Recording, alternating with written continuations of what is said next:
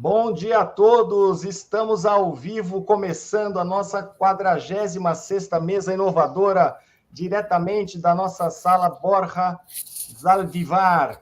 A mesa de hoje será uma conversa muito bacana, muito interessante sobre inovação e funding, superando os desafios, aproveitando oportunidades para o crescimento sustentável de empresas inovadoras.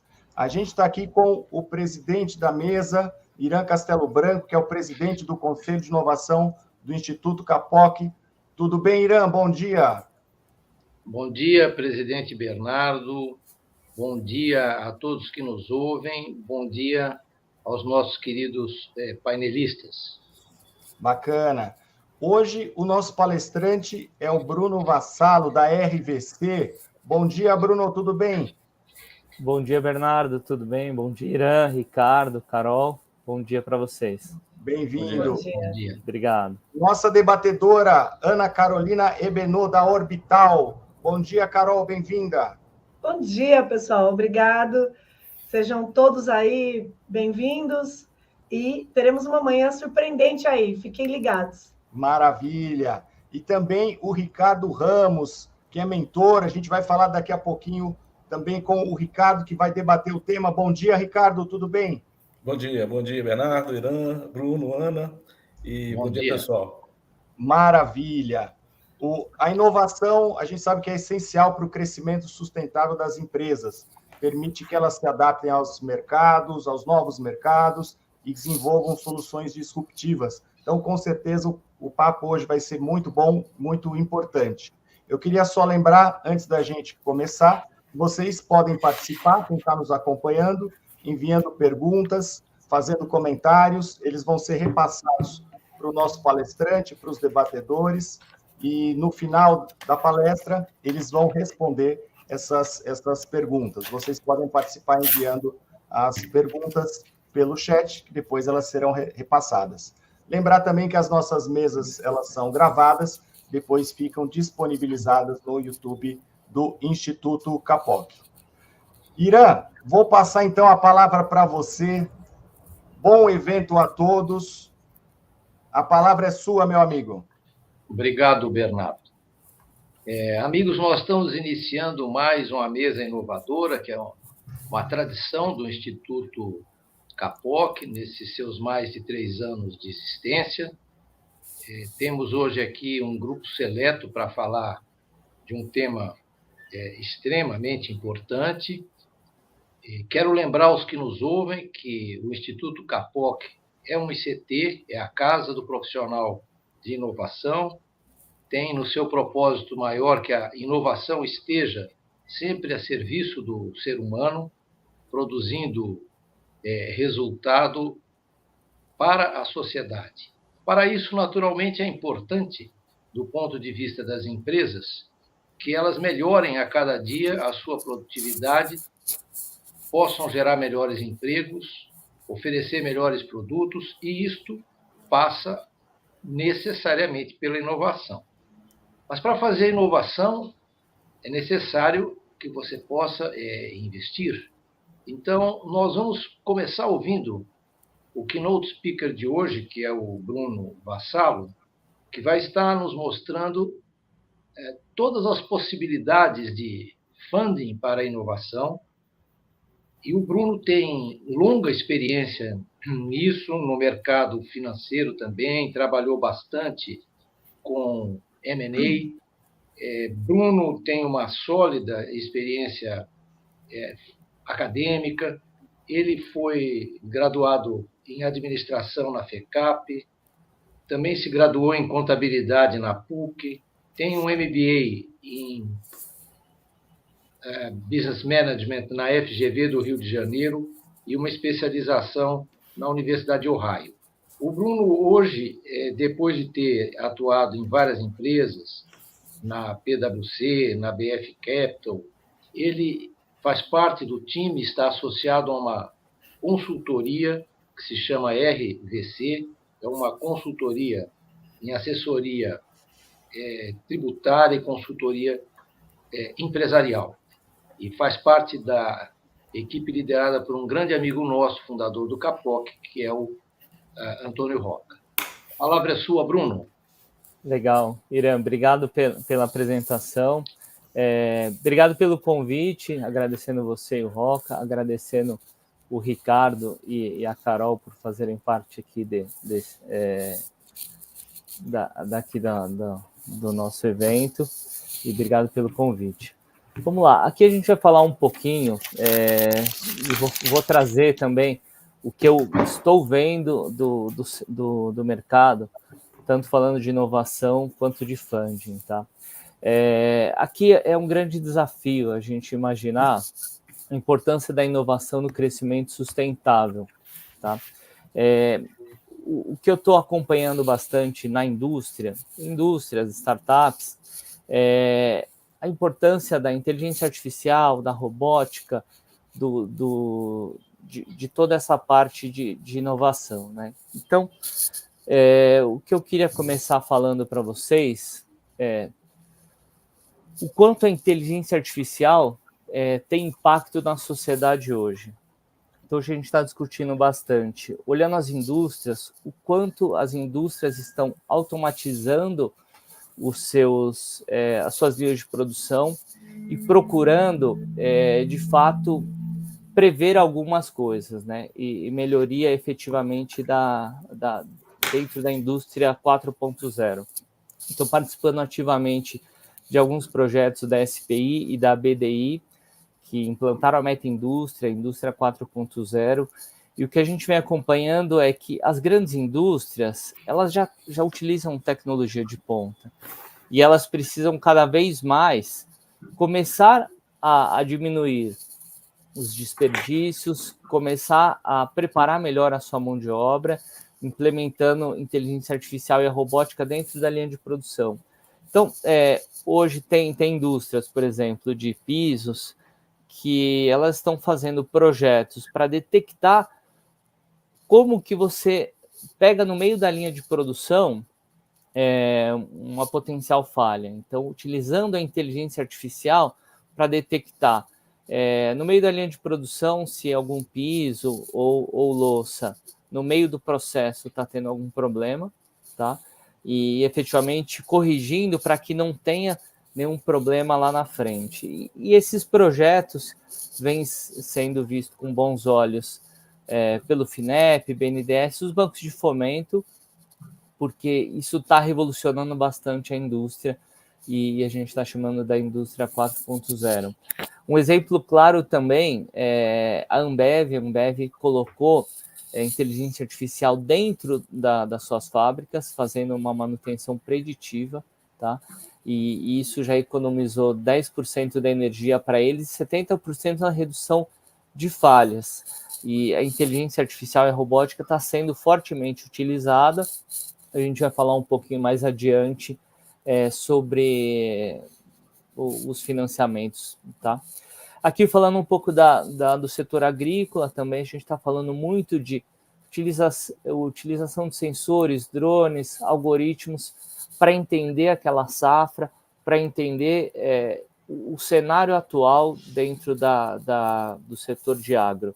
E também o setor de agro, né, comporta ali a parte de fertilizantes, que está utilizando bastante a parte de inteligência artificial. Logística, ela está cada vez mais tentando automatizar, então substituindo dentro dos seus CDs pessoas, coloca os robôs para fazer toda a roteirização, para fazer todos os movimentos internos dentro do CD.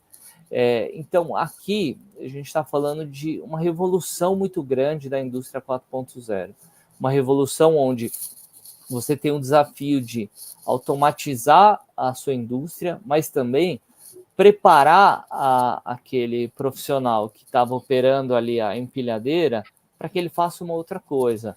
E esse é um desafio. Os bancos de fomento procuram que a indústria, a hora que implementa uma tecnologia tão disruptiva como inteligência artificial, robótica, ela também capacite os seus profissionais, para que isso não seja um problema para a indústria, tá?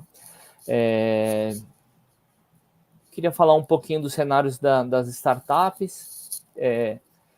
Hoje, a gente tem um cenário de startups cada vez crescendo mais. A Carol vai falar um pouquinho mais lá na frente, quando ela for debater sobre as startups, mas hoje você tem muitas startups, sejam edtechs, fintechs, muitas healthtechs, utilizando muita tecnologia, inteligência artificial, para romper algumas barreiras, e essas startups vêm abrindo os olhos de muitas empresas grandes. Então, tem empresas grandes, multinacionais, que começam a detectar que uma determinada startup está trazendo uma tecnologia disruptiva ou trazendo uma solução disruptiva.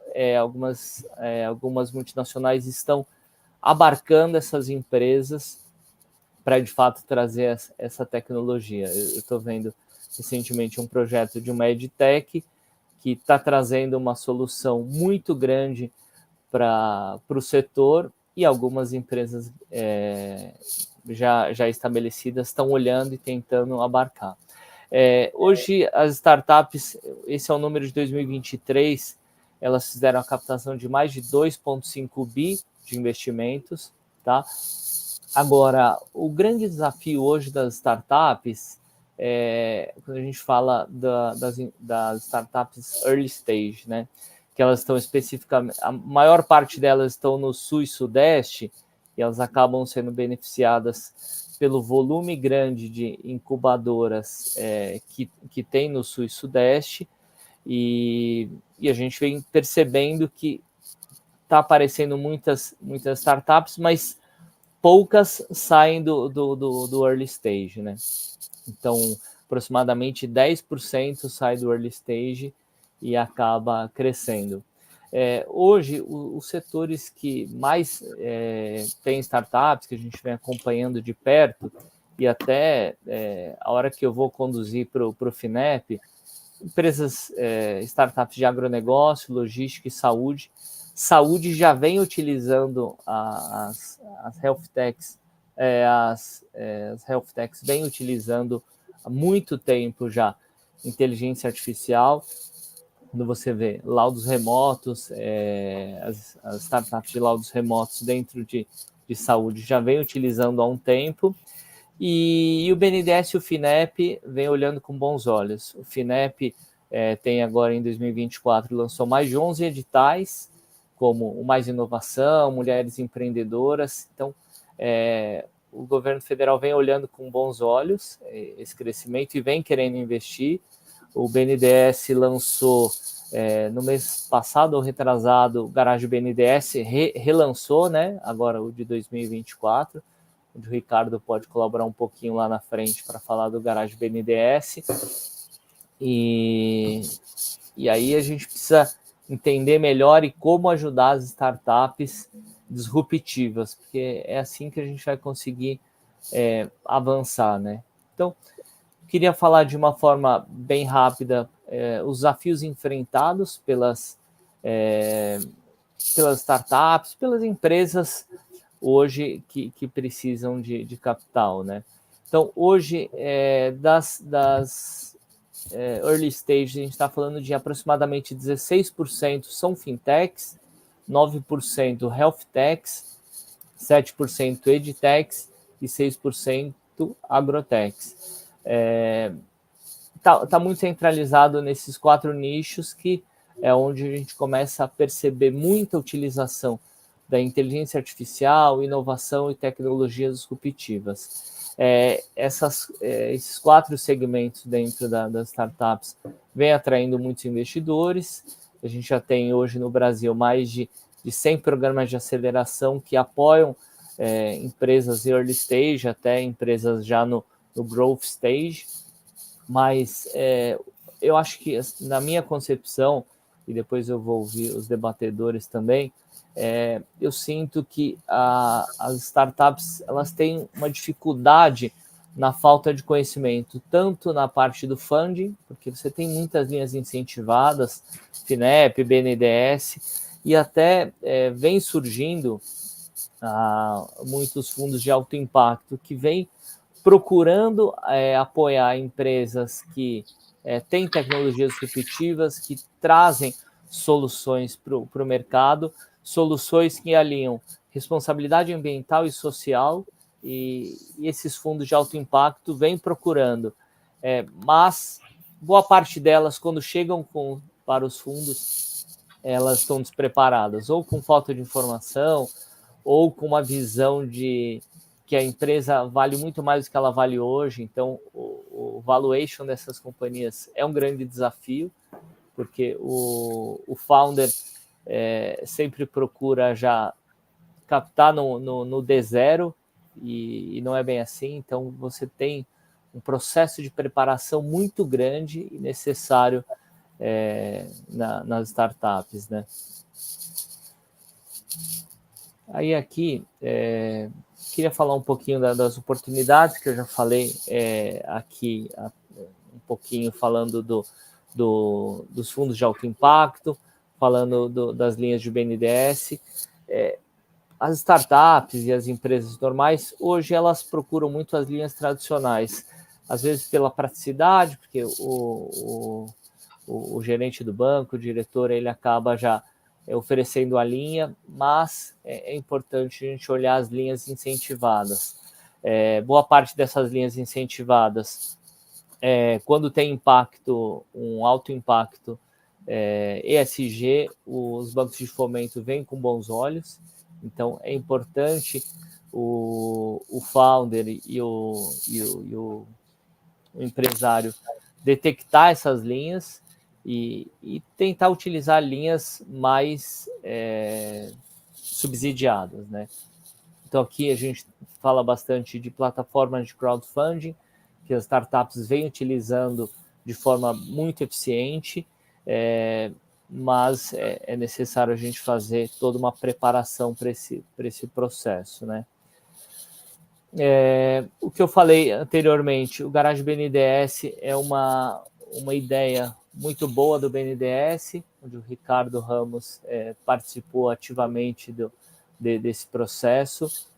O Garage BNDES hoje apoia negócios de impacto, procurando acelerar, em alguns momentos até mergulhando efetivamente dentro do projeto, para ajudar as empresas a chegarem no seu MVP, que é o produto mínimo viável, e os founders geralmente sentem dificuldade de chegar nessa etapa, né? Então, boa parte tem uma boa ideia, soa muito bem para o mercado, mas precisa efetivamente estar. Eu acho que assim, o grande desafio aqui, quando a gente fala de funding e fala de inovação, é a preparação. A preparação é muito importante, porque a hora que você vai solicitar um financiamento para o BNDES, FINEP, você precisa estar bem instruído, o projeto precisa estar bem construído, né?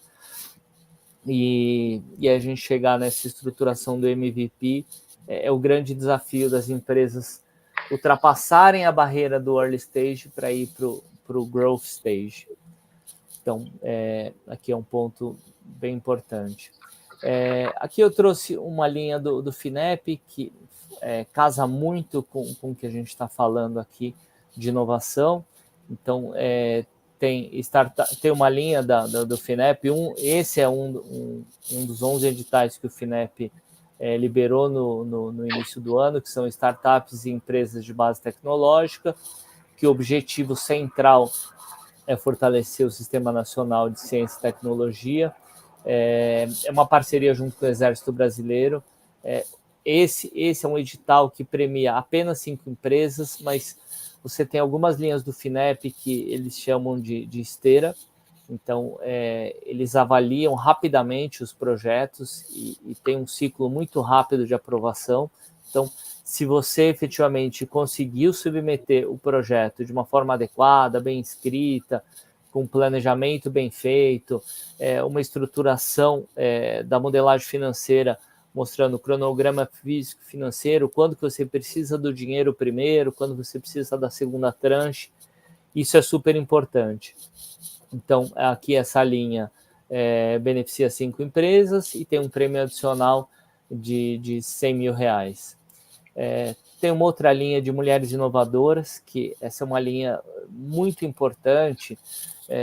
A gente já tem desafios para os empreendedores, os founders que têm boas ideias. E aí a gente está percebendo que mulheres empreendedoras é super importante. Tem um suporte agora do FINEP querendo premiar boas ideias, mulheres líderes, e esse foi um edital que, se eu não me engano, já foi encerrado, mas todo ano eles vão abrir esse edital de mulheres empreendedoras, que justamente é para beneficiar mulheres com boas ideias e que tem efetivamente um impacto na sociedade, né?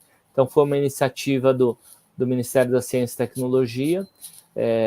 O programa selecionou já 30 startups de mulheres distribuídas pelas 5 regiões do Brasil, e essas startups elas serão mentoradas e tendo um suporte do FINEP para evoluir e desenvolver os modelos de negócio. Quando foi aberto o edital, foi centralizado em biotecnologia, inteligência artificial, IoT, nanotecnologia, 5G, que é super importante dentro dos projetos que a gente vem vendo na Meta Indústria, blockchain, health tech, edtech, saneamento básico, agritech, defesa e segurança. Então, essa é uma linha que o ano que vem deve abrir novamente, e para mulheres empreendedoras é super importante. E aqui eu trouxe um pouquinho dos desafios e barreiras do que os founders das startups sentem, e os desafios do empreendedor no Brasil, né? Que é identificar as fontes de financiamento. Então, não adianta você só pensar no financiamento, você precisa entender qual que é o melhor financiamento para aquele seu determinado projeto, procurar linhas incentivadas. A gente vem percebendo, por exemplo, o Fundo Clima do BNDES é uma linha que vem para suportar o crescimento dos projetos de eficiência energética e melhorar um pouquinho a nossa matriz no Brasil. Então, identificar as fontes mais adequadas, a preparação, que é a elaboração das propostas de captação, seja para bancos de fomento ou VCs, ou fundos de alto impacto, é super importante. O relacionamento com os financiadores, às vezes, é bem desafiador, porque o founder, às vezes, ele conhece bastante de saúde ou conhece bastante de tecnologia, mas ele não consegue ter aquela interação efetiva com o VC, que está falando de números, coisa que eles nem têm tanto conhecimento. Negociação dos termos de financiamento, às vezes por falta de conhecimento, gestão dos riscos, planejamento estratégico daquela captação ou efetivamente dos projetos, compliance e regulação, é o que as incubadoras tentam apoiar os founders das startups a ajudar a entender efetivamente se aquele projeto está adequado. Análise de viabilidade, esse é um grande desafio, porque o founder sempre acha que o projeto dele é viável por ser uma boa ideia, mas a gente passa por um desafio de conscientização dos founders, né? Então, não é só falar, tá bom, meu projeto é disruptivo, ou meu projeto faz sentido, mas às vezes o CAPEX daquele projeto é super alto e ele inviabiliza efetivamente um investimento ou uma linha de financiamento. Desenvolvimento de parcerias é super importante, então entender efetivamente quem são as empresas que estão naquele determinado setor, procurar, porque às vezes uma empresa maior deseja dar o suporte para uma startup, trazer uma tecnologia disruptiva ou desenvolver uma solução. E esse é o grande desafio. E, por fim, a gestão, né? Então, a gestão é o que mais é o desafio para os founders e empreendedores das startups. Tá? Legal. Agora eu não sei você quer abrir para o Irã agora, você quer abrir para o Ricardo, para a Ana, para falarem um pouquinho? Sim, Bruno, muito obrigado pela sua excelente exposição, muito informativa, muito instigante. Nós vamos agora ouvir a Ana Carolina Ebenot, nossa painelista. A Ana Carolina tem uma trajetória muito interessante. A começar por ser uma liderança feminina expressiva, que inclusive faz com que ela tenha muitos seguidores e seguidoras, não é? E a Ana Carolina me faz lembrar aí o meu tempo de escola, quando eu, no Colégio Porto Seguro, onde estudei, e a cultura alemã gosta muito de engenharia, então eu tinha algumas colegas mulheres que foram estudar engenharia. Isso, naquela época, era uma raridade, né? As mulheres não eram atraídas e também não eram incentivadas a atuar na tecnologia. A Ana Carolina, ela tem uma trajetória de autoformação que me parece maravilhosa e que eu vou gastar um tempinho porque é importante chamar a atenção para todos nós, para a importância da formação de tecnólogos, né? Então, a Ana Carolina, que hoje é uma empresária de sucesso, fundadora de uma aceleradora que é a Orbital, muito expressiva, ela estudou tecnologia na Impacta, ela fez pós-graduação na FATEC, que é uma faculdade de tecnologia muito relevante aqui em São Paulo. Os amigos nossos, professor Duarte, professor Josué, fazem parte dessa instituição. Ela fez a faculdade Vincit, né? Já também como pós-graduação, como já o havia feito na USP, mas ela se preocupou desde o início da sua formação, ela que obviamente tem vocação e gosto pela tecnologia, por TI, é uma desenvolvedora, ela começou com a formação de tecnólogo, que eu aproveito para dizer que é algo que já garante emprego às pessoas. E nós aqui, no nosso país, às vezes não atentamos para isso. Quando estamos falando de transformação na indústria, da neoindustrialização, isso é muito importante. Então, me perdoem ter me alongado aqui, mas eu queria usar o exemplo espetacular da Carolina, que pode ser seguido por muitos, mulheres e homens, né?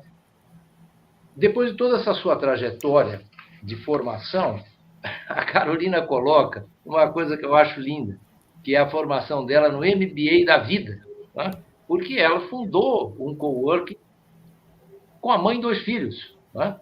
Que é algo formidável. Então, ela tem também essa veia empreendedora muito forte, de maneira que eu vou dar agora a palavra à Ana Carolina, mas há muita verdade naquilo tudo que ela vai nos contar, porque ela vai falar de coisas que ela ajuda a ensinar os outros nos processos de aceleração, que ela aplica a prática do autoconhecimento. Ela fala de ambidestro, que é um tema muito interessante que ela pode abordar também, mas ela, como dizem os americanos, é alguém que walk the talk, né? Então, a palavra é sua, cara. Obrigada. Irã, que carinho, né? Que coisa importante. E para você que está me assistindo, moça, moço, eu vim da periferia. E quando o Irã estava falando, se vocês forem no meu perfil, vocês vão ver lá uma palestra que eu tenho que chama 50 metros. A história de uma jovem que só tinha uma chance. É uma palestra que eu levo em faculdade, Irã, porque hoje eu sou tia Carol, eu tenho 47 anos, tá? Então, mas ela fez tudo isso? Não, mas são 47 estudando, né? E nessa palestra eu levo em faculdades para incentivar as meninas, para incentivar as moças. Porque eu conto que eu vim da periferia, Jaçanã, olá pessoal do Jaçanã, Corinthians, tudo isso. E eu não tinha grana para pagar a faculdade. Eu quero que você entenda o valor que é de quem vai conquistar e quem ganha no estudo. Então, na época, eu fui, para ser bolsista, eu tinha que ser atleta de natação. E aí eu conto a história.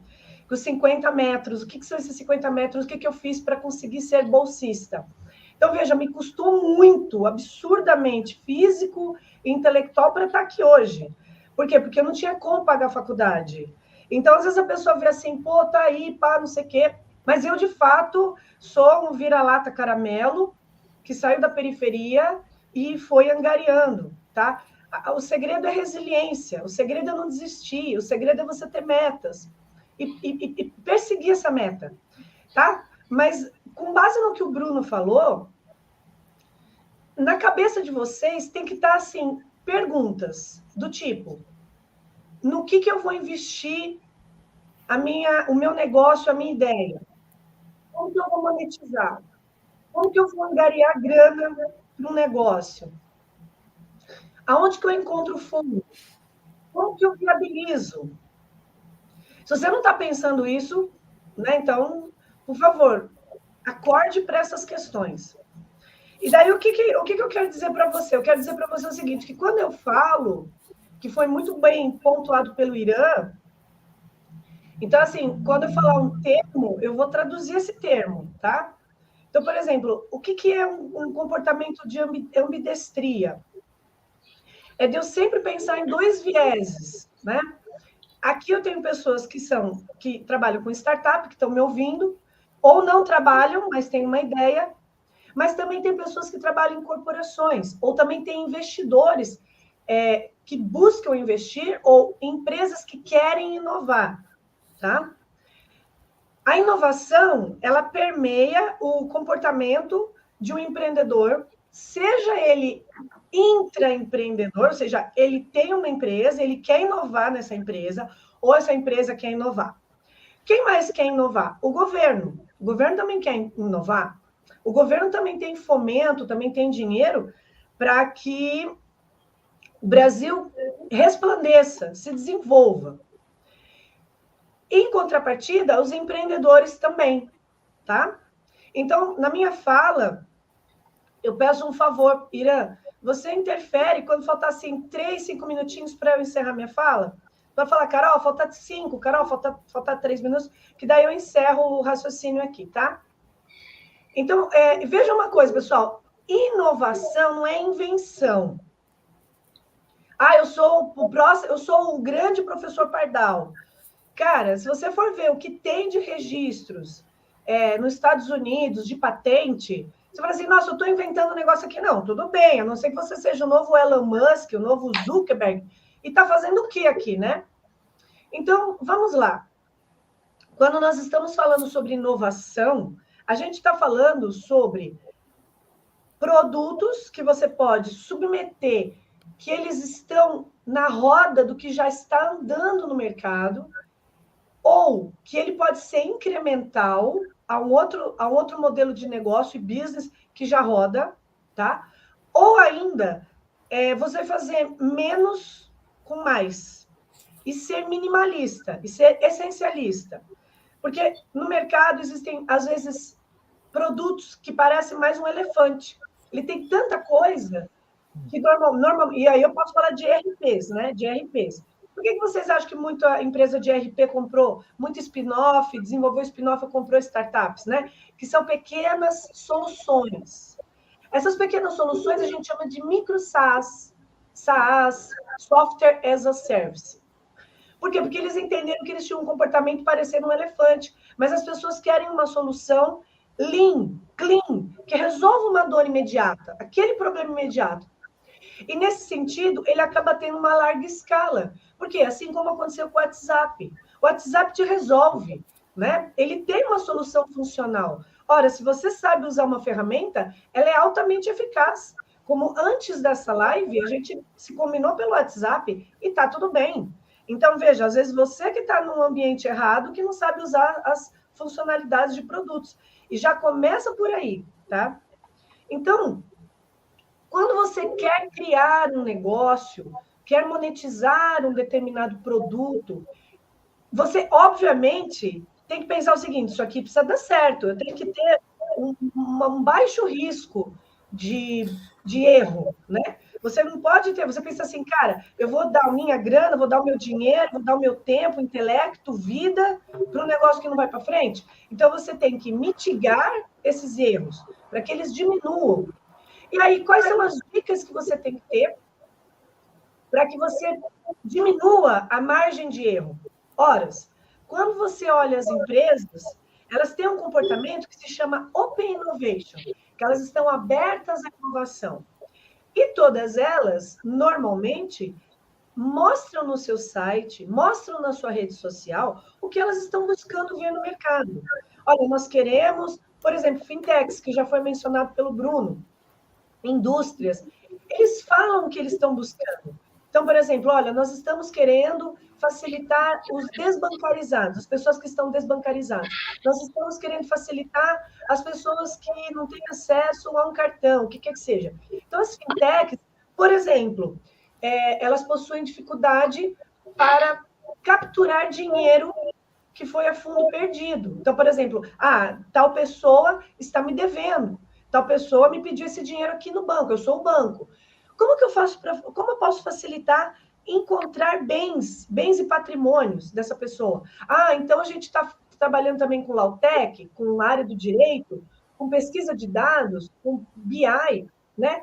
Então, vejam, as dicas estão aí. Quando você entra no site das empresas, quando você entra, olha só, outro viés, claro, nítido, o governo traz editais, o governo apresenta os negócios que eles querem, e lá eles têm esses editais com fomento, com dinheiro, e eu quero deixar uma coisa muito clara aqui para vocês. Vejam bem, quando você quer criar um negócio, você tem pistas no Brasil e no mundo que são negócios que já estão rodando. A não ser que você seja contratado por uma empresa e ela diga para você, olha, eu quero que você construa isso. Normalmente, é um departamento de P&D, pesquisa e desenvolvimento. Então, lá eles vão dizer, olha, a gente quer validar, nós estamos tentando ver se isso cola no mercado. Então, a tua dedicação enquanto um intraempreendedor é aprender sobre validação de mercado. Como que eu vou validar esse mercado? Então, por exemplo, o governo tem muitos fomentos e diz o seguinte, olha, nós queremos investir em satélites, em análise geográfica, em análises de território, de solo, no agro. Então, assim, depois a gente pode falar sobre isso, mas eu vou avançando aqui. Então, veja, o Bruno trouxe sobre a IA. Gente, deixa eu falar uma coisa para vocês. Eu aprendi linguagem de máquina, Delphi, sabe, C++. E até, olha só, vou falar uma coisa para vocês. Até 3 anos atrás, eu falava o seguinte, gente, inovação não precisa ser colocar o Watson na sua empresa, não precisa colocar o Watson, porque o Watson era a IA da IBM na época. Olha só que curioso, gente. Olha, peraí, deixa eu falar uma coisa para vocês. Hello, acordem. Vocês estão num momento, num advento da humanidade, que você pode conversar com a IA, uma pessoa comum. Ele pode criar um bot pagando R$100 para o ChatGPT e ele criar uma automação de atendimento para as lojas que precisam atender as pessoas online, criar um agente, criar um avatar de atendimento, pronto, já tem um negócio aí para você tentar monetizar. E veja, eu vou falar para vocês, o que está acontecendo agora é um divisor de águas na humanidade, porque hoje eu posso dizer que a inteligência artificial, ela de fato se tornou agora um critério e obrigação. Então, assim, você fala assim, eu não estou nem aí para IA. Não, cara, se você não souber como conversar com a IA e como fazer prompt, que agora é promptar, aí sim você é um colaborador, um funcionário, um empreendedor fora do mercado, porque outro vai saber. Então, se você que está me assistindo aqui e quer aprender tecnologia, sim, eu incentivo você a fazer um curso técnico, porque você precisa saber como conversar com a máquina. Porque como conversar com a máquina é um universo, beleza? Isso vai te ajudar, isso vai ser um trampolim. Mas eu quero te dizer que, enquanto empreendedor em negócios, tudo que foi apresentado pelo Bruno ali se faz necessário agora, uma obrigação. Tá? Você não pode ficar no comodismo de achar que, eu fiz a faculdade, vai me preparar. Não vai, você sabe que não vai, né? Agora, vamos falar sobre startups. Então, assim, estou sendo ambidestra. Eu falei de uma forma mais generalista, agora eu vou falar de startup, e quando eu falo de startup, estou falando sobre o empreendedor, o microempreendedor. Por que é o microempreendedor? Porque põe uma coisa na tua cabeça, Startup é um negócio que está na UTI. Você já foi na UTI? Você já viu teu pai, um parente na UTI? Ele está lá respirando com ajuda. Agora, eu te pergunto, para e pensa aí, eu te pergunto, o que você acha que é respirar por máquinas? O que é o ar? O que é esse oxigênio da startup? O que é ele respirar? Esse oxigênio da startup, esse ar que ele está vivendo, nada mais é do que ele está monetizando, que ele está começando a monetizar. Entendeu? Por quê? Porque ele não é uma empresa. Ele não é uma empresa, mas ele almeja ser uma empresa estabelecida, com um business definido, com um business monetizável, validado, para ele mostrar quanto que ele está faturando, quanto que ele está crescendo, qual que é a projeção para o outro ano e para o outro ano. Até porque você precisa dessa projeção para depois pensar em conversar com o investidor, para depois apresentar para o BNDES. Então, eu quero essa grana? Tá bom, mas e aí? Você está na UTI ainda? Olha, eu estou na UTI, estou sobrevivendo, com oxigênio tal. Qual é o oxigênio? Pô, eu vendi meu carro. Poxa, eu vendi um imóvel. Assim eu fiz. Para abrir a Orbital, eu vendi imóveis. Eu fui tendo um oxigênio próprio. Porque eu falei assim, eu preciso de grana. Por quê? Porque eu quero terminar isso aqui. Eu quero terminar isso aqui para gerar outra receita. Tá? Então, quando você vai conversar com o fundo, você tem que conversar com ele já nesse sentido. Ó, eu estou aqui com máquinas, mas eu estou escalando. Olha só, eu estou crescendo X% ao mês. Eu estou crescendo X% ao ano. Isso são pistas para ele identificar que você... Porque ele vai investir em ti, não vai? Ele vai investir em você e no negócio. E vai olhar assim, não, realmente essa pessoa sabe administrar. Realmente essa pessoa está sabendo monetizar, tá? E isso eu estou falando do investidor. Agora eu quero dar um parênteses aqui para você. Se liga. Se você não investe no teu negócio, se você não dá grana no teu negócio, se você não se dedica no seu negócio, por que você quer que o banco invista? Por que você quer que o investidor invista? Se você mesmo não põe carne, você não põe o sangue na mesa, então você precisa dar uns passos para trás e entender se você fez a sua lição de casa no quesito de validação, tá? Outra coisa que eu quero falar para vocês é o seguinte: como ser sustentável? Ora, como ser sustentável para sobreviver? Eu vou te dizer, você tem que ter afinco na escutativa do seu cliente. Tanto se fala do cliente ao centro. Por quê? Porque você precisa trocar. O dinheiro passa de uma mão para outra mão. É uma troca.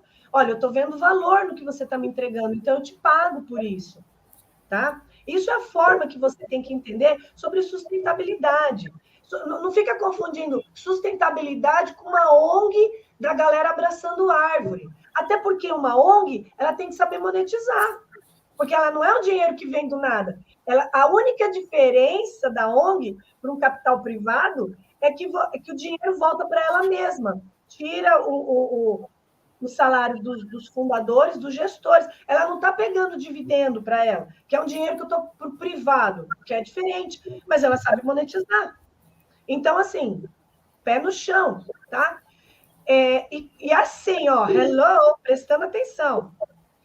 Nós passamos, após a pandemia, um processo de inverno das startups. Quando o Bruno estava falando lá de startups, eu vou dizer para vocês,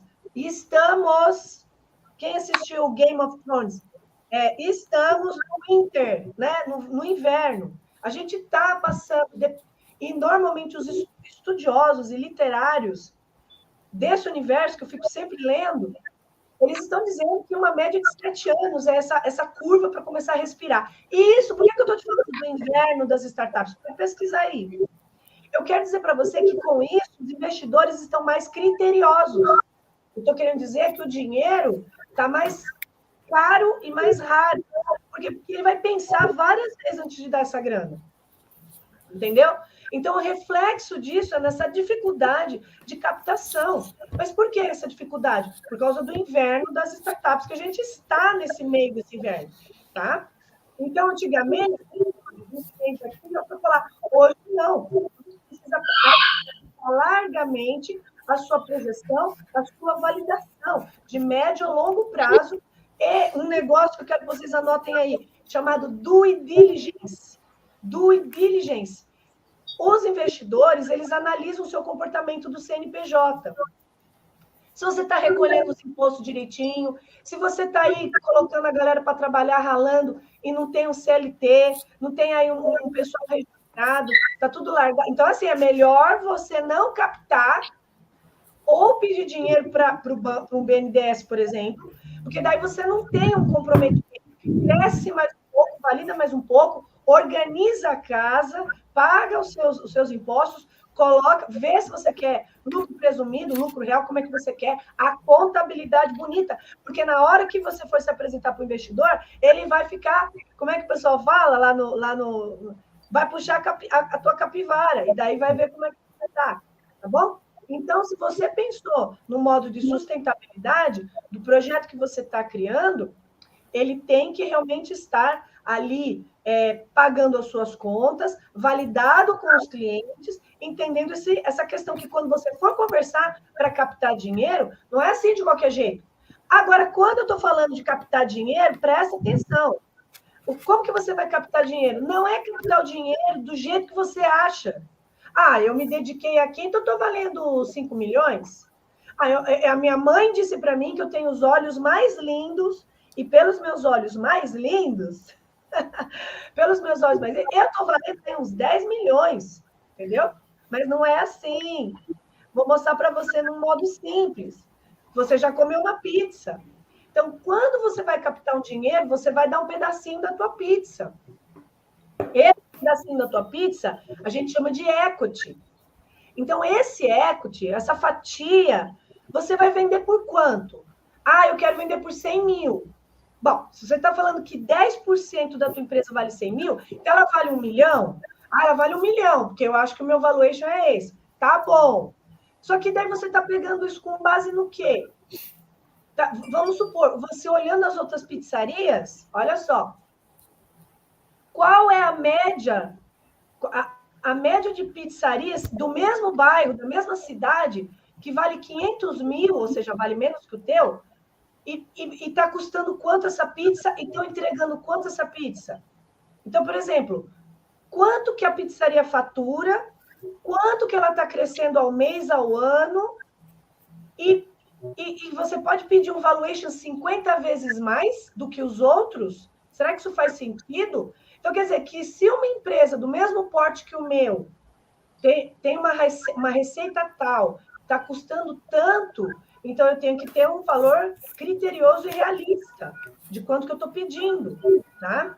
Então, assim, existe um investidor que paga pelo potencial de crescimento? Tem, pelo potencial de crescimento. Só que você tem que ter um plano claro de expansão, um produto que seja inovador, uma cadeia que se retroalimenta, para você falar que vai inflar o seu valuation, tá? Você tem que ter um plano estruturado para você provar essa sua tese, ok?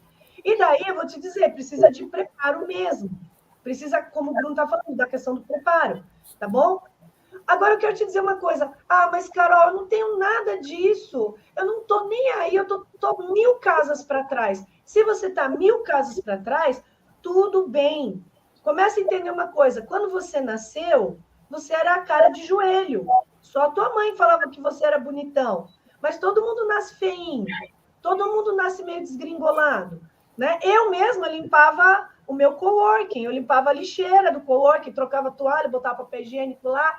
Então, assim, eu não tinha pessoas para limpar, não tinha pessoas... Então, assim, era pequeno, tinha 100 metros, 150 metros, né? Quando você está validando software, você pode validar com planilhas Excel, aí depois você tem que anotar aí, ó, no code, low code, com formas mais baratas de validar esse mercado.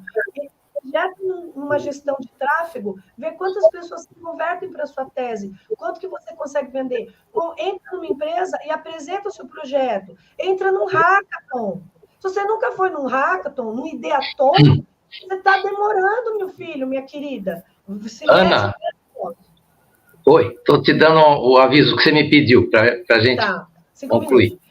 Então, eu acho que também é isso daí de se preparar, não existe dinheiro de qualquer jeito, mas eu já vou passar para os meus amigos e vocês podem ir fazendo perguntas. Ana, super obrigado. A sua exposição a vida como ela é, mostrando a cada um como é que se constrói um caminho. É evidente que os sonhos são importantes, mas tem que amassar todo esse barro, né, que a Ana Carolina acaba de nos mostrar. Tem muito conteúdo na fala dela, nós vamos ter oportunidade de fazer perguntas, né, tanto a Ana quanto ao Bruno. E agora nós vamos ouvir o último painelista de hoje, que é o nosso Ricardo Ramos. O Ricardo foi ex-diretor do BNDES e tem história interessante para nos contar, porque ele participou da criação do famoso Garage BNDES, né? Bom, Ricardo hoje ele é um mentor de negócios, top to you, inclusive, né? Ele também é um investidor anjo, muito conectado com tudo que nós estamos falando aqui. Ele foi do board de empresas muito importantes, como M. Dias Branco, dentre várias outras. Tem uma formação pessoal também muito sólida, com um MBA pela COPEAD, na Universidade do Rio de Janeiro, também um MBA pela Universidade de Lancaster, né? Então, o Ricardo tem muito a contribuir com essa mesa e eu já lhe passo a palavra. Obrigado, Irã. Obrigado, Ana, o Bruno, pessoal. Bom, a vantagem de vir por terceiro é que eu já ouvi os meus dois colegas. Eu vou tentar fazer um resumo estruturado do que eu vi, porque achei bem interessante, tanto que o Bruno coloca de uma forma mais formal, como a Ana coloca no mundo real, né? Bom, eu fui do BNDES 30 anos, quase 30 anos, e eu sempre falava lá dentro que eu vivia numa bolha, né? Um banco do tamanho do BNDES, do Brasil, e a gente tive a sorte de passar por muitas áreas e ter contato com inovação em vários anos da minha vida. E eu sempre tive muito respeito pelos empreendedores, porque um pouco pelo depoimento que a Ana colocou aqui, né? No mundo real, na chuva, está se molhando, quando tudo daqui a pouco tem a seca, né? Então você tem que ter muita resiliência, competência. Então eu vou colocar a questão do funding numa perspectiva de tamanho de empresa, e tudo que eu vou falar aqui, de uma certa forma, já foi falado, vou tentar só organizar na luz da minha experiência. Primeiro, tem uma fonte de financiamento que não foi falada aqui de forma direta, mas eu vou falar, é o cliente. Meus amigos, se você está empreendendo, a primeira fonte de financiamento é o cliente, ou seja, você tem que fazer o seu MVP, você tem que começar a vender, ainda que seja pouco, ainda que não seja muito, você não vai vender 10 milhões no primeiro mês, mas a fonte do cliente tem duas vantagens. Depois, quando eu falar das fontes oficiais, essas vantagens vão aparecer. Primeiro, você vai testar se a sua ideia é genial, como diz se não é só a sua mãe que gosta dessa sua ideia. Assim, as pessoas compram a sua ideia, as pessoas veem valor, essa é a primeira. E segundo, que é a fonte mais barata de caixa, né? Você vai começar a receber caixa. Mais barata no sentido de que é o seu esforço e sua competência que vai fazer com que a sua ideia vire caixa. Você não tem obrigações aí com terceiros, que vocês vão ver que a partir do momento que você vai se financiar fora do cliente, ou seja, fora do seu negócio, todas as fontes têm vantagens e desvantagens. Então eu acho que é uma ilusão, e eu queria falar da minha experiência, já vi muito isso acontecer, as pessoas virem com uma grande ideia, e aí tudo bem, enquanto você está produzindo, olha, nada. A maior parte dos investidores, mesmo os investidores anjos no early stage, a maior parte desses investidores querem ver algum tipo de receita. Eles querem já ter testado a validade, ainda que seja pouca receita, mas já tem gente que está comprando, porque aí ele começa a avaliar como é que o mercado reage ao seu produto. Então, eu acho que essa fonte... quando você está começando e aí tem pouca receita, eu já vou assumir que receita é quase que uma condição sine qua non para você sair e pegar recursos, realmente as linhas oficiais, como o Bruno falou, são as melhores.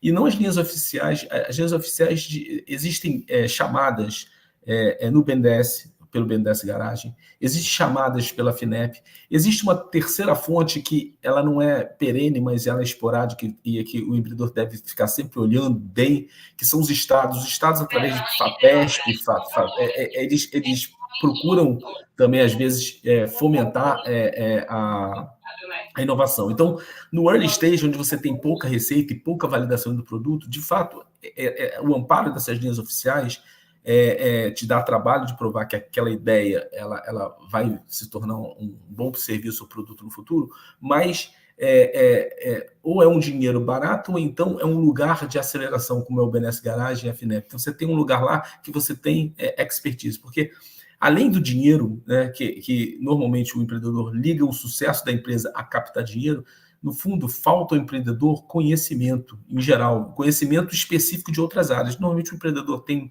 conhecimento do seu negócio, do seu produto, mas falta conhecimento em marketing, falta em finanças, compliance, contabilidade.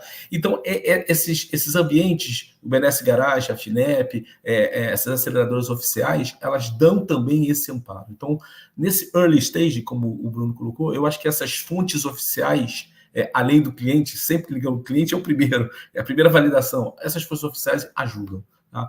À medida que a empresa começa a ganhar alguma atração, e nós estamos falando de 500 mil, 1 milhão de reais de faturamento no ano, você começa a ter outras opções. E cada opção vai ter uma vantagem ou desvantagem. Dependendo do seu setor, existem muitas empresas, grandes empresas, que têm suas áreas de inovação. Eu tenho conhecimento de algumas, vou falar, mas existem várias outras. A Vale, por exemplo, a Suzano, ela tem locos de inovação onde elas estão procurando esse tipo de empresa, evidentemente, com soluções para elas, né? Então, mas é um caminho interessante se você tem soluções específicas. Eu sou mentor de uma empresa de processos, onde ela se conectou com um fabricante de automóvel. E ali, a partir desse fabricante, ela foi do Garage BNDES, se conectou com um fabricante de automóvel. Hoje ela já está em mineração, já está até em saúde, porque no momento que ela validou num grande fabricante de automóvel o seu produto, ela consegue expandir. Então, olhar se o seu produto não tem aderência a uma grande empresa, e ela pode ser que ela financie. Ou financie colocando equity, né, com capital, ou financie até dando um contrato. Então, empresas grandes são uma boa fonte. Aceleradoras como InovaBra, como Cubo, privadas menores como Orbital. Qual é a diferença em InovaBra, Cubo? É que normalmente eles têm interesses comerciais, né? Eles vão estar sempre olhando coisas também ligadas aos bancos, por definição. Uma aceleradora como a Orbital, vocês viram aí, tem a grande vantagem dessa proximidade desse mundo real, né? Evidentemente, a InovaBra e o Cubo, os funcionários lá são igual do BNDES, estão numa bolha, né? Conhece menos, talvez, esse ambiente tão do guerra de guerrilha, como a Carol aqui, mas são fontes interessantes. Tem nessa faixa de renda, já que você consegue acessar também investidores anjo.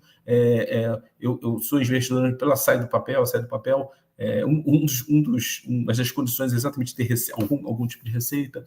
Tem CRIA, tem Gávea Anjos. Existem vários investidores anjos que, à medida que você já tem alguma receita, eles conseguem já apoiar. Qual é a desvantagem dos investidores anjos, do investidor externo? É que a partir daí a necessidade de compliance sobe muito, porque o investidor, ao botar dinheiro, seja por 10%, por 15%, ele vai querer ter algum controle sobre o que você está fazendo. Então você passa a ter sócio. E quem tem sócio tem patrão.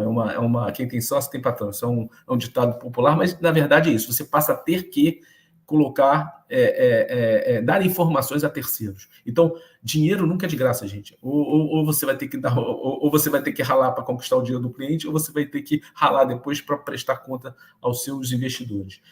E à medida que a sua empresa, na hora que começa a crescer, entrou no growth stage, E aí a gente tem, evidentemente, interseções, né? O investidor anjo já consegue investir no growth stage e no early stage, mas já com alguma receita, mas no growth stage você já entra com os private equity, com investidores maiores, até muitas vezes até aparecem investidores querendo comprar a sua empresa, mas aí já é um caso de sucesso. E aí o nível de compliance sobe mais ainda, o nível de informação que você tem que dar sobe mais ainda. Não tenho dúvida, quanto mais gente vocês vão acessar, mais controles e mais competências instaladas vocês têm que ou ter ou têm que adquirir. E nós estamos falando de competências de empresas, como o Bruno falou, compliance, marketing, operações, finanças, contabilidade, tudo isso tem que ser instalado à medida que vocês crescem. Ninguém vai conseguir uma empresa só com a sua ideia, só com a operação. Por quê? Porque uma coisa é você ter um produto que venda, outra coisa é você ter um produto que venda e que dê lucro e que dê retorno. Para isso, você tem que ter uma série de outras expertises, não adianta ter só um bom produto.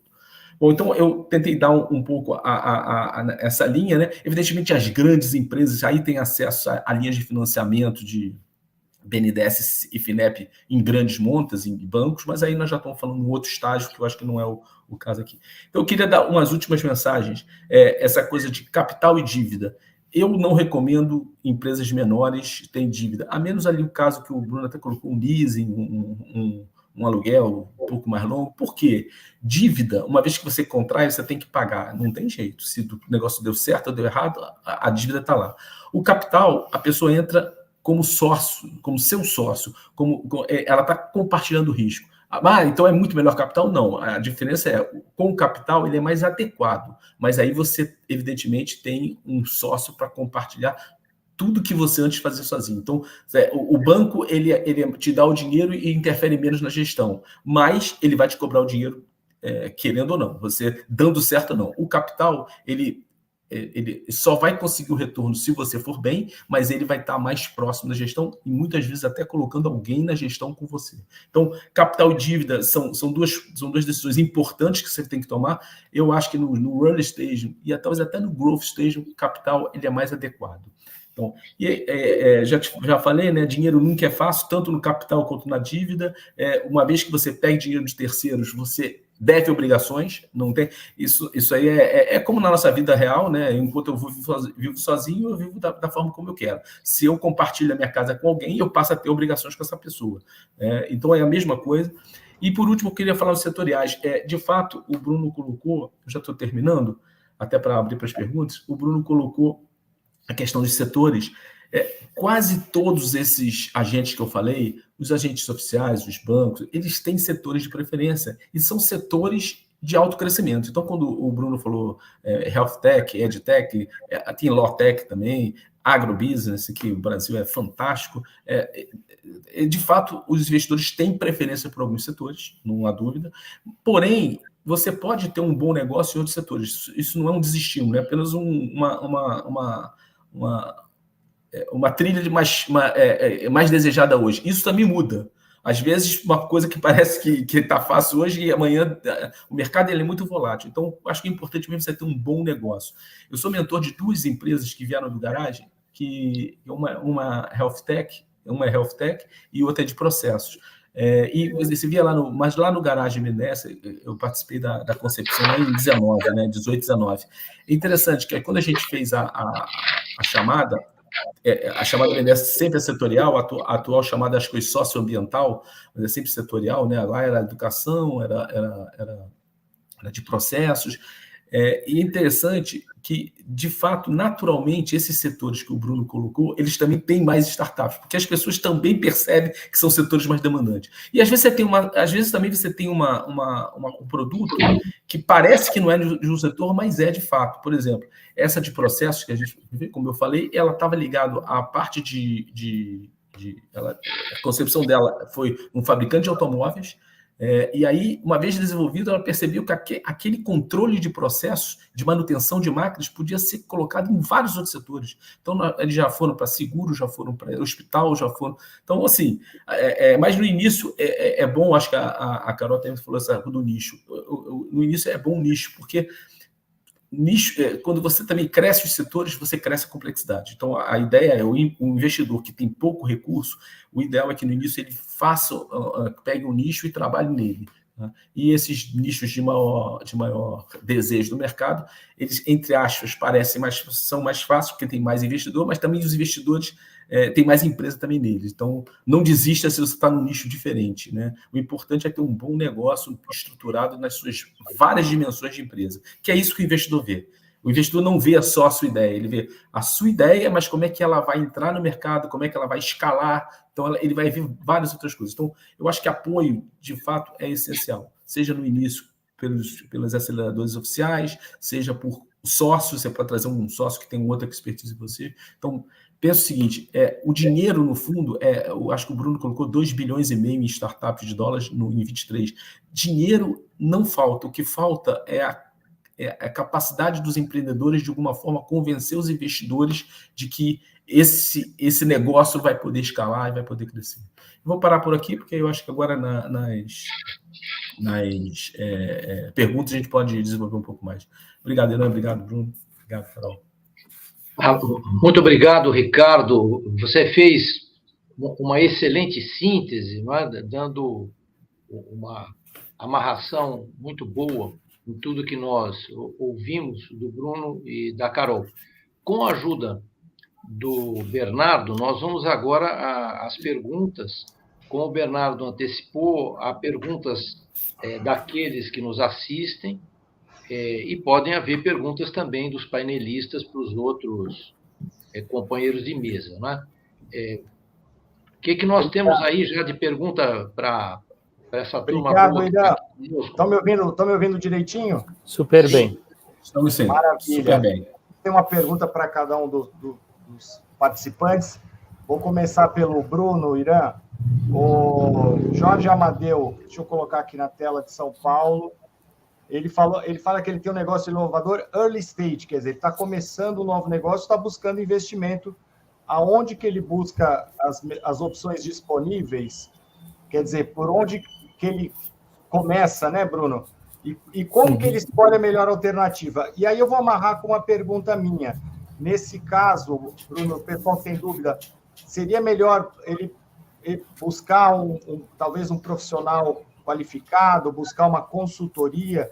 Quer dizer, qual que é o primeiro passo que essa pessoa dá? Eu imagino que ele vai entrar no Google e começar a buscar, só que ele não tem referência, né?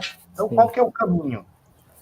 Eu acho que assim, o ponto mais importante, até sintetizando muito o que o Ricardo e a Carol disseram, e que eu falei no início, antes de buscar o investimento, a gente precisa procurar a preparação, né? Então, o Ricardo ainda trouxe um ponto, falou, às vezes não está num setor específico, não é health tech, não é fintech, mas às vezes ele está num setor tão disruptivo que ele acaba se tornando uma impact tech. E aí, se você não explica efetivamente o que é o seu negócio, você não consegue mostrar os potenciais do seu negócio, você não está preparado e aí você não consegue distinguir qual que é o melhor caminho para buscar. Se é dívida, se é equity, se efetivamente tem uma linha incentivada. Então, os bancos de fomento possuem linhas super incentivadas que a gente precisa explorar. Então, acho que assim, a preparação é necessária antes de você buscar o investimento e procurar também estar bem apoiado, né? Assessorado e apoiado. Então, a Carol teve um momento que ela entrou e disse, olha, você entende a carga tributária,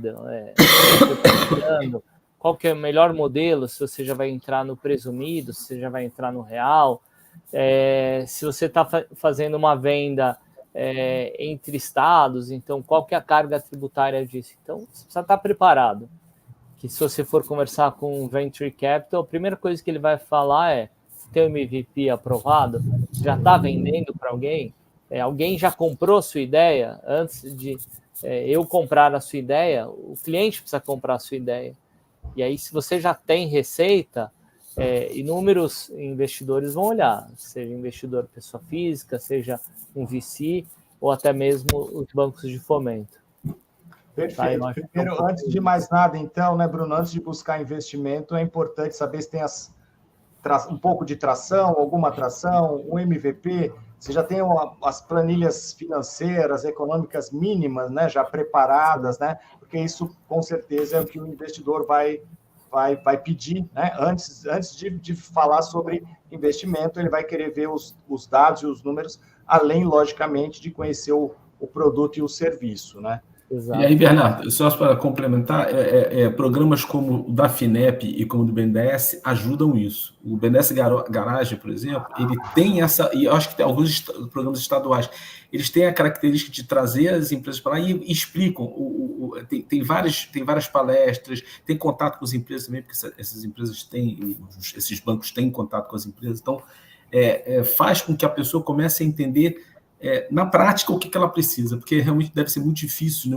O empreendedor, aí a Carol pode até falar, mas assim, naquele momento, assim, o que eu preciso, né? Então, esses programas oficiais, eles têm essa vantagem de eles não dão dinheiro, ou às vezes dão muito pouco dinheiro, mas eles dão conhecimento, que as pessoas podem até não acreditar, mas às vezes é mais importante nesse momento do que dinheiro. Conhecimento de outras áreas para além daquilo que ele conhece muito.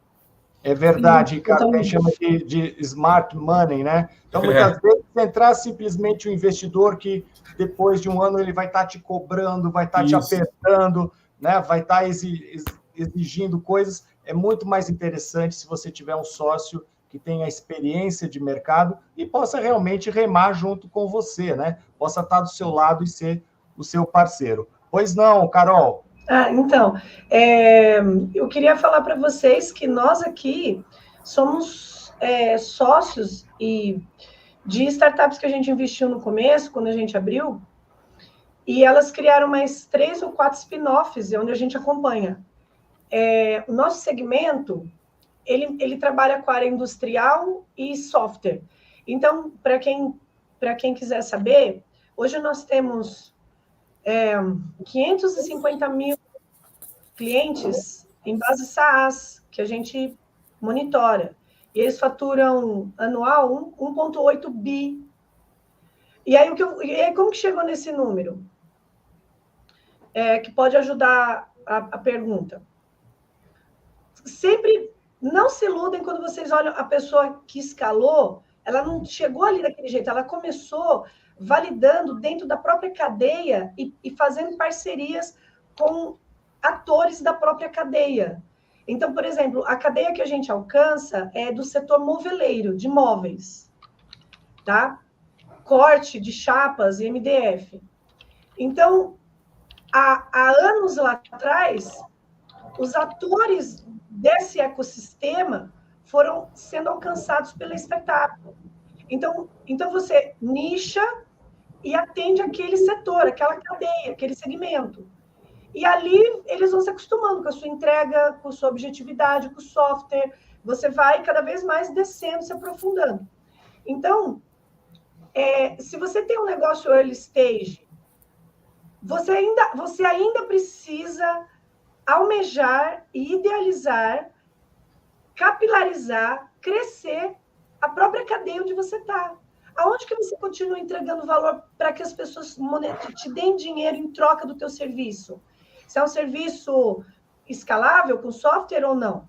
Então, ao meu ver, todo early stage, ele ainda precisa saturar o mercado onde ele está.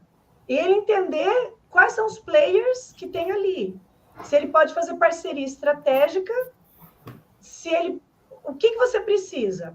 Olha, veja bem, você também pode querer fazer um barulho, incentivar relações públicas para que você fique mais bonito, como se você fosse para um baile de debutantes, para você chamar a atenção de parceiros estratégicos e mais pessoas dentro dessa cadeia que queiram se aproximar de ti para compartilhar clientes que ele não está conseguindo atender bem, mas que você tem uma solução. Às vezes você tem uma solução em IoT, em maquinário, em software. Então, assim, para mim, o brasileiro, ele tem uma carência, às vezes, de ficar querendo atirar para tudo quanto é lado, um perfil assim, eu vou abraçar todo mundo e vai dar bom. Não, não é abraçar todo mundo e vai dar bom. Você vai se confundir, você vai perder seu foco, você vai perder seu alvo. Então, assim, na verdade, um empreendedor maduro é aquele que começa a aprender a dizer não. Eu não quero isso, eu quero ir para aquele jogo. Se você não sabe para qual jogo você quer, você não vai saber para onde virar o teu do teu navio, do teu barco. Ô, Carol, é um jogo, é negociar contigo mesmo. Ô, Carol, eu vou trazer uma outra pergunta, então, para você. E é verdade, esse é o momento, além da pessoa estar no TI, ele está com a cabeça ali rodando para entender qual caminho ele vai buscar. Daí a importância de buscar uma incubadora, uma aceleradora, buscar um aconselhamento profissional. Mas eu vou mudar agora o assunto, a pergunta da Eliana Matheus. Ela pergunta se crowdfunding é uma boa alternativa e quando que crowdfunding pode ser utilizado, em que momento. Lembrando que a gente está falando, né, das empresas que estão iniciando e tem essa porta já aberta, muita gente recorre, mas é bom, quais as vantagens, quais as desvantagens, que momento que pode ser utilizado esse tipo de recurso? Eu vou dar minha opinião para você, não sou especialista, eu vou ser objetiva com base no que eu já mentorei de crowdfunding. Você tem que ter um branding bem posicionado. O que é um branding? É a cara do seu produto muito bem definida, os benefícios para quem já vai adquirir primeiro, muito claro, criando uma cadeia, uma ordem ali para 3, 4 tipos de valores, de benefícios, tá? E você também tem que se aproximar de pessoas que gostam desse tipo de modelo. Olha que curioso, por exemplo, eu não sou uma pessoa que entra para ver nos sites. Eu não entro para ver nos sites, para ver o que existe. Isso sou eu, mas eu não represento a totalidade, até porque nos Estados Unidos, esse é o modelo de bootstrapping. Bootstrapping é quando você começa com o dinheiro dos primeiros clientes pagantes. Então, assim, isso daí, eu mesma não sei como que está no Brasil, se tem bastante investimento disso. Você precisa pesquisar isso, entender isso, tá? Então, até onde eu sei é isso. Nos Estados Unidos é bom, isso é um modelo totalmente viável para bootstrapping, mas eu, enquanto investidora e olheira, que fico olhando, eu não entro. Eu acho que é uma deficiência, eu deveria melhorar nisso. Passo para os meus amigos. O Bruno, você gostaria de comentar a questão do crowdfunding? Você citou na sua palestra, né? É importante, até o modelo de crowdfunding tem sido bem utilizado no setor de energia em projetos de GD, por exemplo. Então, você tem um bom projeto de energia solar e aí você começa a fazer a captação. Então, são projetos que projetos de 30 anos, então tem alguns crowdfundings olhando e tem empresas startups que precisam, às vezes, de um pequeno gatilho, né? Então, uma captação menor, como um crowdfunding, ajuda muito a ele dar aquele estopim. Então, ele fala, às vezes eu tenho um CAPEX aqui de 1 milhão, mas eu com 1 milhão aqui inicialmente, eu consigo transformar esse negócio em 10 milhões em 3 anos. Então, às vezes é só aquele gatilho. E nada impede que ele faça um modelo de smart money, né? Então, pego um pouquinho de crowdfunding, consegui alavancar, consegui um MVP efetivamente, depois eu vou para uma outra linha. Então, você pode ter várias linhas de captação e que, de fato, suportam o crescimento do seu negócio. Bacana. Você quer comentar também, Ricardo, questão do crowdfunding? Não, eu acho que o Bruno já colocou, assim, não é um modelo, acho que não é um modelo desenvolvido aqui no Brasil para empresas produtivas, vamos dizer assim. Eu acho que o crowdfunding ele é mais usado para empresas, para organizações que vão fazer alguma ação, né, não lucrativa, né? Mas, assim, o que o Bruno colocou é importante, assim, no fundo, que a gente falou várias linhas, né? Essas linhas, elas não são uma ou outra, né? Muitas vezes elas são uma e outra, estão nos estágios diferentes, né? Eu acho que isso também é importante. Você tem 15 opções, não é que você vai ter que escolher uma. Você tem que avaliar naquele momento qual é a melhor opção para você e para o seu negócio. Então, e elas, certamente, elas vão se modificar ao longo do tempo. Sabe o que eu queria acrescentar nesse assunto, para ajudar para quem está almejando? Esse crowdfunding ele pode servir como um seed. Os influenciadores que lançam infoproduto, eles lançam um produtinho que chama seed. Aí, sabe qual que é o pulo do gato? Você pegar esse dinheiro que foi aportado e aí você pensar num outro negócio de médio e longo prazo. Então, você saber gerir esse recurso que você fez de seed para um outro negócio. Tá? Mas aí tem que ter sabedoria para o gasto, porque como você vai gastar isso que você levantou. Maravilha. Que às vezes não é o mesmo negócio que vai escalar, não é o mesmo do seed. Legal. Eu vou trazer aqui uma pergunta para o Ricardo agora. Ricardo, o Cristine Souza, de Maringá, ela está perguntando, ela está falando que ela tem um negócio de impacto socioambiental e se existem algum incentivo governamental, alguma linha de crédito específica para negócios de impacto socioambiental. Bom, o Bruno aqui colocou 2 programas que tem, eu não sei se o da FINEP ainda está aberto, o Bruno pode falar se está aberto, ainda está aberto. Mulheres, né? Mulheres empreendedoras, eu acho que certamente ali... De forma geral, socioambiental é música para os ouvidos, eu diria que qualquer um, tá? Não só os oficiais, quanto os não oficiais, os privados. Por quê? Eu sou do conselho lá em Dias Branco, uma das grandes... Os grandes desafios que uma grande empresa tem também são ter práticas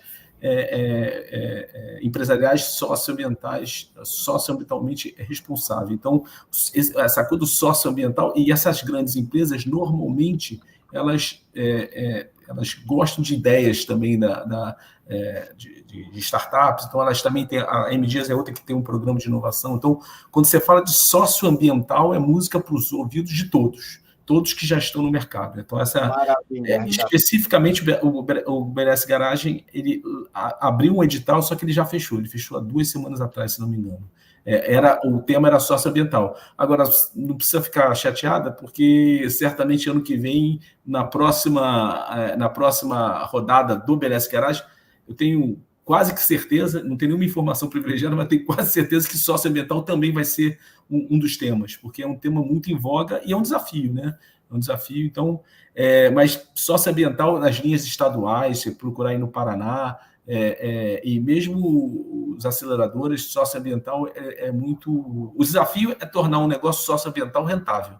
Esse é um desafio. Mas uma vez que seja rentável... porque o socioambiental não é caridade, como é que você... É produtivo, lucrativo, respeitando as questões socioambientais. E acho que até o Bruno colocou muito bem na apresentação dele. Eu queria dar dica assim, para a Diva, que falou do socioambiental aí, um abraço para você, e continue focada nas empresas que falam muito na internet sobre ESG. Toda empresa que está bem posicionada no ESG, são empresas que você pode abordar e apresentar. Né? Trabalha bem seu pitch, sua modelagem de negócio, escuta o que eles estão buscando e vai para cima, garota. Bacana. Carol, eu vou colocar aqui a pergunta também do Gabriel. Ele está falando, aproveitando, para comércios familiares, restaurantes, bares com modelos primitivos, segundo ele, negócio, quais os desafios, sugestões para que essas empresas se mantenham saudáveis? Então, ele está falando, logicamente, de empresas, né, familiares, pequenas. O negócio está entre a família, às vezes, durante muito tempo, né? Passa de pai para filho, né? E como que essas empresas podem se manter sustentáveis, né? Tendo uma boa gestão e permanecendo, logicamente, rentáveis. Quem quer começar? Eu já estou com a cara aí, então Gabriel, quando você diz modelo primitivo, no universo dos business e das startups, até para você procurar na internet, é chamado de economia real, tá? Então, você pode... como que são os fomentos para a economia real? Esse nome aí que você chamou, tá bom? Que é a modelagem antiga. A minha sugestão é a seguinte, trabalhar no online, estar no digital, hoje é uma necessidade, basicamente, de todos os comércios tradicionais. E vou te dizer uma coisa, não subestime a capacidade de saber conhecer bem a região primeiro, o comportamento relacionamento e as vendas online, porque eu vejo muito o empreendedor de economia real falhar muito nisso. Ele ainda não ganhou assim a regionalidade como ele acha que deveria. E muitas vezes o site está ruim, o Instagram está ruim, a forma digital dele não está legal. Então, partindo disso, com atendimento rápido, criando formas de você não gastar tanto pelo iFood, porque talvez, não sei como é que acho que é restaurante, enfim, paga taxas muito altas, então você busca formas de atendimento rápido pelo próprio WhatsApp, com bots, tá? Vou passar para os meus amigos aí. Tá. Se eu puder contribuir, aqui em um momento, a Ana Carolina mencionou claramente que inovação não é só você colocar inteligência artificial, robótica, é você encontrar alguma coisa que seus concorrentes não estão fazendo, você está inovando. Então, eu tenho um bar que ele segue essa linha aqui, poxa, eu posso trazer alguma coisa diferente. Aqui em São Paulo tinha um bar que chamava Wall Street, que ele vendia as bebidas, em cada momento a bebida estava em um preço, né? Então, era um negócio tão lúdico que as pessoas iam porque era um bar, mas ele era alguma coisa mais lúdica. Então, ele inovou e deu certo e acabou crescendo.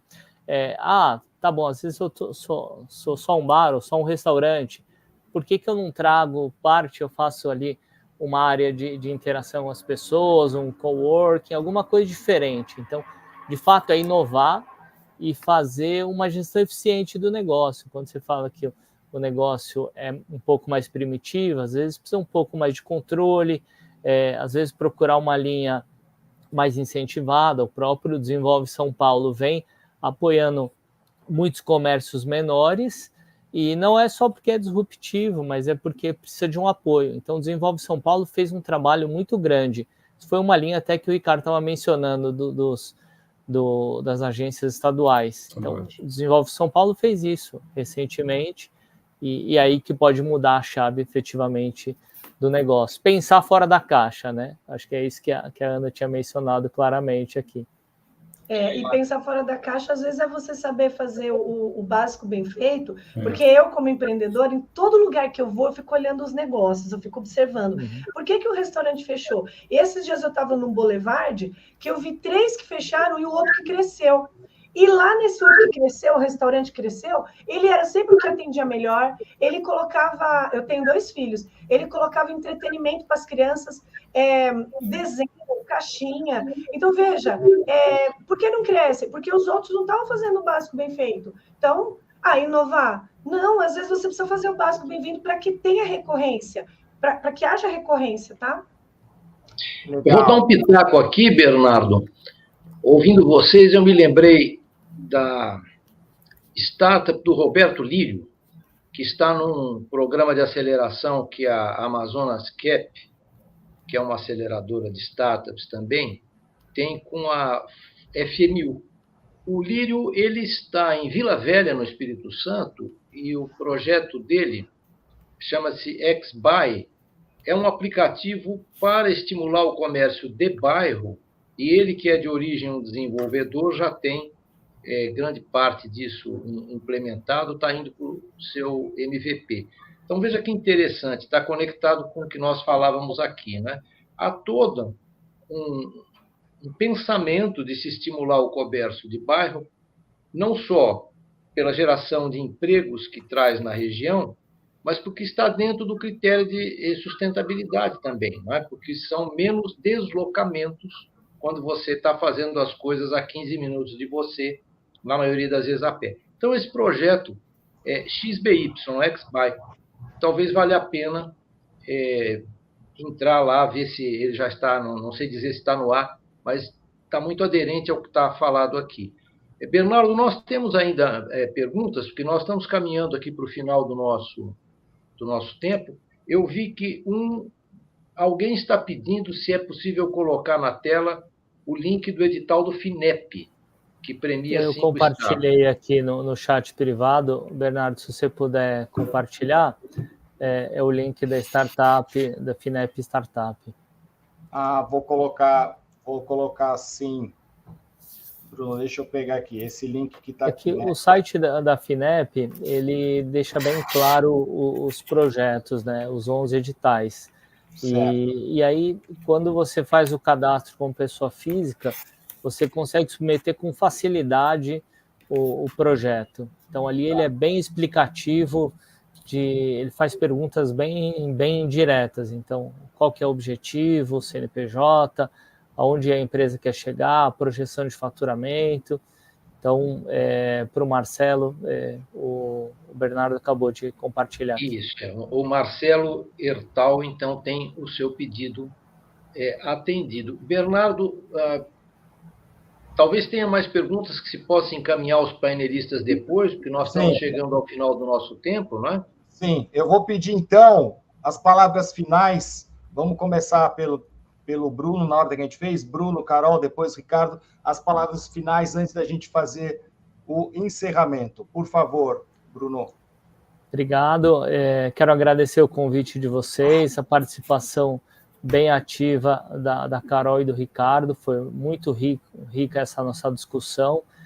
Fico à disposição via LinkedIn, WhatsApp, que vocês precisarem. Fico à disposição para apoiá-los. Obrigado. Obrigado, Bruno. Carol. Pessoal, muito obrigada pela oportunidade. Me sinto lisonjeada por ser mulher, pelo carinho, pelo respeito, tanto fora dessa live e depois. Quem quiser me acompanhar, Carol Ebenal, pode me chamar no WhatsApp, tem meus contatos ali no LinkedIn. Gostaria de deixar 2 frases para vocês. Uma que eu utilizo muito, inclusive. O pessimista reclama do vento, o otimista espera que ele mude, e o realista ajusta suas velas. Tá? William Arthur Ward. Então, entenderam, né? Vai calibrando que você chega lá. E a última frase, não menos importante, mas que é muito inspiradora para quem precisa de ajuda, Provérbios 15, 22 e 23 fala: onde não há conselho, fracassam os projetos, mas com os muitos conselhos há bom êxito. Na multidão dos conselhos há sabedoria. Então, você realmente precisa ter mentores, precisa ter conselheiros, porque eles já passaram determinados anos e percalços, e pode ser um trampolim que você pode não passar. Um abraço. Obrigado, Carol. Ricardo? Bom, gente, obrigado aí pelo convite. Muito legal aqui o debate, é um tema hiper importante. Adorei aí os conselhos da Carol. De fato, eu tenho 59 anos, passei minha vida inteira dentro do BNDES. Quando eu saí e comecei a me aprofundar nessa área de recursos humanos, liderança, eu percebi a falta que fez na minha carreira. Na minha época, acho que tinha menos essa disponibilidade de mentores, conselheiros. E aí, quando você faz as coisas sozinho, realmente você sofre mais para conseguir, porque o mentor, o conselheiro, de uma certa forma, te dá um caminho, né? Te dá um caminho que fez, não que vai ser o seu caminho, mas o caminho que fez. Então, eu gostei muito das frases da Carol. E aí, obrigado aí pela oportunidade. Espero que tenhamos outros encontros. Maravilha. Muito obrigado, Ricardo. Irã, eu vou pedir também as suas palavras antes de fazer o encerramento. Vou passar a palavra para você, amigo. Olha, dos muitos aprendizados que nós tivemos oportunidade de ouvir hoje, e emendando com as bonitas falas que a Carol trouxe nesse final, eu vou citar o Guimarães Rosa, que diz que o que a vida quer da gente é coragem, né? Então, isso vale muito para os empreendedores e vale muito para todos nós nesse mundo em tanta transformação.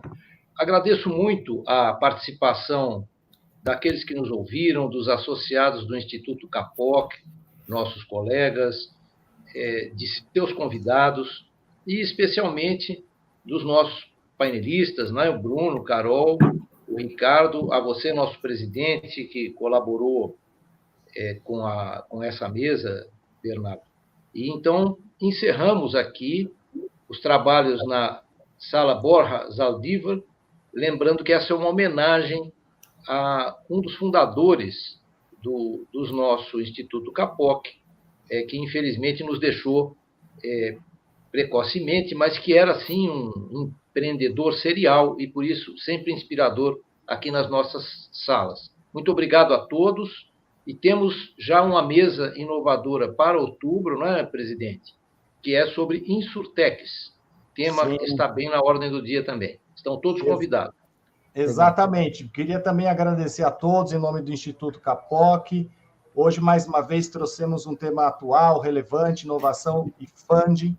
Gostaria de agradecer as pessoas que participaram, acompanharam a nossa live, enviando perguntas, comentando. Agradecer os nossos diretores, nossos associados do Instituto Capoc e, principalmente, nossos convidados. Bruno Vassalo, obrigado pela palestra, por compartilhar o seu conhecimento conosco.